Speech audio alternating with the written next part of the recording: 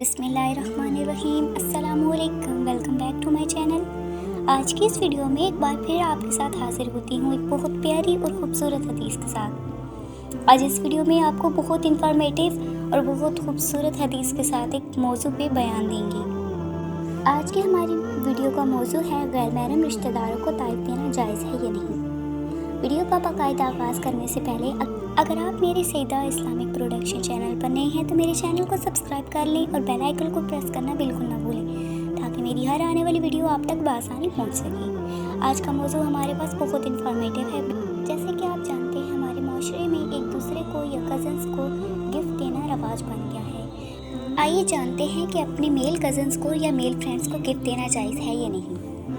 ایک حدیث سے ثابت ہوا ہے کہ رسول اللہ صلی اللہ علیہ وآلہ وسلم نے فرمایا، ایک دوسرے کو طائف دیا کرو اور ایک دوسرے سے محبت کیا کرو۔ اب اس سے ظاہر ہوتا ہے کہ تمام اعزاء و اقارب ایک دوسرے کو گفٹ دے سکتے ہیں یا اپنے رشتہ داروں دوستوں کو بھی تحفے دے سکتے ہیں، خواہ عیدی ہو یا کسی اور صورت میں، لیکن اس عمل میں نیت اور ارادہ درست ہونا چاہیے۔ اس کے پیچھے کوئی غلط عمل نہیں ہونا چاہیے، نہ کوئی غلط مقصد ہونا چاہیے۔ اگر اس بہانے کوئی غلط حرکات کرے تو اسے ضرور روکنا چاہیے۔ آپ جانتے ہیں قرآن کی روشنی میں غیر محرموں سے بات کرنے یا ان سے بات چیت کرنے کے بارے میں کیا فرمایا گیا ہے۔ قرآن مجید میں ایک جگہ سورۃ الاحزاب میں فرمایا گیا ہے، اے ازواج پیغمبر، تم عورتوں میں سے کسی کی بھی مثل نہیں ہو۔ اگر تم پرہیزگار رہنا چاہتی ہو تو مردوں سے حسب ضرورت بات کرنے میں نرم لہجہ اختیار نہ کرنا۔ جس کے دل میں نفاق کی بیماری ہے کہیں وہ لالچ نہ کرنے لگے اور ہمیشہ شک اور لچک سے محفوظ بات کرنا۔ تو دوستو، اس سے ظاہر ہوتا ہے کہ قرآن مجید میں غیر محرموں سے بات کرنے سے سختی سے منع فرمایا گیا ہے، لیکن اس صورت میں کہ اگر بات نرم لہجے میں کی جائے، ضروری یہی ہے کہ ان سے سخت لہجہ اختیار کیا جائے اور صرف کام کی بات کی جائے۔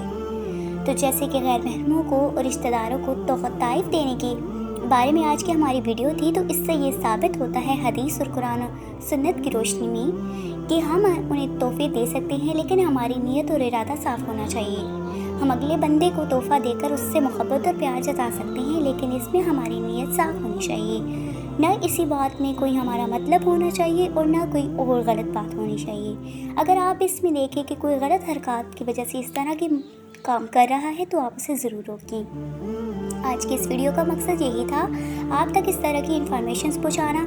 جیسے کہ ہماری معاشرے میں اس طرح کا عمل بہت عام ہے، تو ہمیں اس پر غور کرنا چاہیے، اس پر جاننا چاہیے کہ آخر اس میں ہمیں کیا کرنا چاہیے۔ ہر چیز کا کوئی نہ کوئی مقصد ہوتا ہے اور اس کے کرنے کا کوئی طریقہ ہوتا ہے۔ اسی طرح کی بہت ساری خوبصورت اور پیاری ویڈیوز کے لیے میرے چینل کو سبسکرائب کریں اور میری ویڈیوز کو لائک اور شیئر کریں۔ اور میں نے جیسے کہ پریویس ویڈیو میں آپ کو کہا تھا کہ آپ کو کوئی اگر سٹوری سننی ہے تو کمنٹ میں ضرور بتائیے گا۔ میں آپ کے ساتھ اسلامی سٹوری بھی اور دوسری طرح کی بھی اردو سٹوریز شیئر کروں گی۔ اگر میری ویڈیو آپ کو اچھی لگے تو اس کو لائک ضرور کیجیے گا۔ اب تک کے لیے آپ کا بہت شکریہ توجہ دینے کے لیے، اور نیکسٹ ویڈیو کا انتظار کیجیے۔ میں جلد ہی آپ سے پھر ملاقات کروں گی۔ تب تک کے لیے اللہ حافظ۔